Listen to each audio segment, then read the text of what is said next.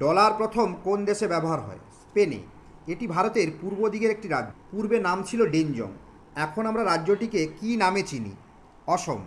অমিতাভ বচ্চন তার এক ইন্টারভিউতে বলেছিলেন যে শুধুমাত্র একটা জিনিস পকেটে নিয়েই তিনি বোম্বেতে এসেছিলেন। কী সেই জিনিস? Driving licence. মেলা মানেই হরেক রকম জিনিসের বেচাকেনা। মেলা মানেই অনেক মানুষের সমাগম। মেলা মানেই সব পেয়েছি দেশ। এমনই একটা মেলা যেটি পৃথিবীর বৃহত্তম উট বিক্রির মেলা। অবাক করার বিষয়, এটা আবার ভারতে। আরও একটু স্পেসিফিক করলে বোঝা যায় এই বৃহত্তম উট বিক্রির মেলাটি রাজস্থানে বসে। রাজস্থানের কোথায় বসে? পুষ্করে এই মেলাটি বসে। আমরা সবাই জানি ইংল্যান্ডের রাজধানীর নাম লন্ডন, কিন্তু প্রথম থেকে মোটেও ইংল্যান্ডের রাজধানী লন্ডন ছিল না।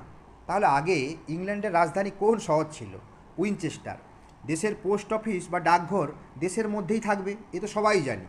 কিন্তু এটা কি আমরা জানি ভারতে এমন একটা ডাকঘর বা পোস্ট অফিস আছে যা ভারতের ভৌগোলিক অবস্থানের বাইরে? পোস্ট অফিসটির নাম কি? কোথায় অবস্থিত? দক্ষিণ গঙ্গোত্রী, যা দক্ষিণ মেরুতে অবস্থিত।